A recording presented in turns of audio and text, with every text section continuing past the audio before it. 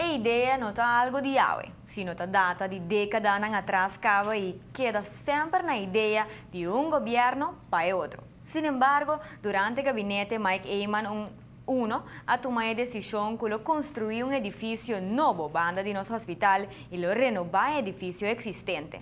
Depois de lunas de antecipação e preparação, a UE organizar o evento de groundbreaking, em qual o ministro Eyman Schwengel e Zivenger a executar o groundbreaking junto com o Soja, hospital e outras instâncias que têm a ver com o inteiro projeto de renovação e construção.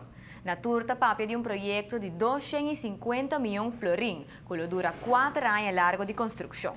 Na final, nos países tem hospital de mais moderno e eficiente da internos região.